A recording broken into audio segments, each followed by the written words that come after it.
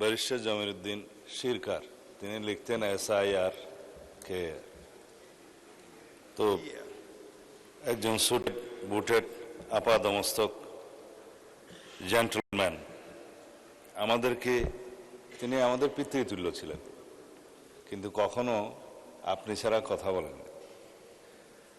তাকে 3 পিস ছাড়া চেনা যেত না। তার এলাকায় একজন ভোটার তার নিজের মুখে বলা গল্পে বলেছেন, একদিন পায়জামা পাঞ্জাবি পরে গেলে তাকেই জিজ্ঞেস করেছেন ব্যারিস্টার সাহেব কোথায়, ওনাকেই জিজ্ঞেস করেছেন।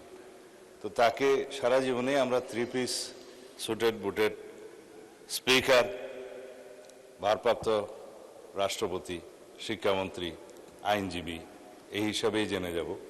কিন্তু সারা জীবন ওনার যা প্র্যাকটিস, কর্মজীবন আমার বয়সের সমান ওনার কর্মজীবনের পরিধি।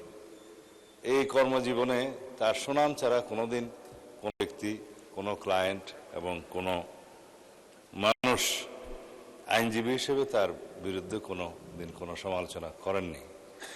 দলের প্রতি শতকরা শতভাগ নিবেদিত একজন মানুষ।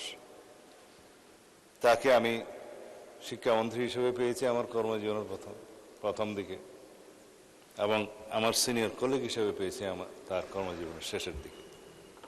তিনি আমাদের স্ট্যান্ডিং কমিটির one of the senior most member.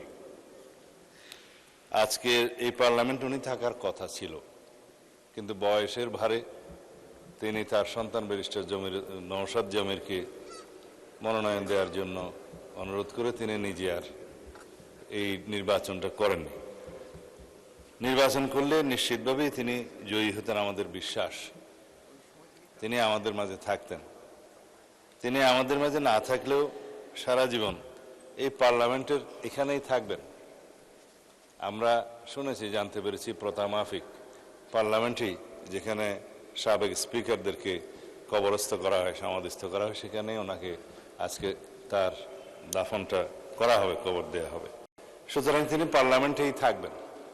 তিনি পার্লামেন্টে ছিলেন, তিনি সংসদ সদস্য ছিলেন, তিনি আইনজীবী ছিলেন, তিনি আইন প্রণয়নকারী ছিলেন, তিনি স্পিকার ছিলেন, তিনি সাবেক রাষ্ট্রপতি ছিলেন, এবং সেরকম একজন সাকসেসফুল মানুষ আমাদের জন্য ভবিষ্যতের অনুপ্রেরণা হয়ে থাকবে।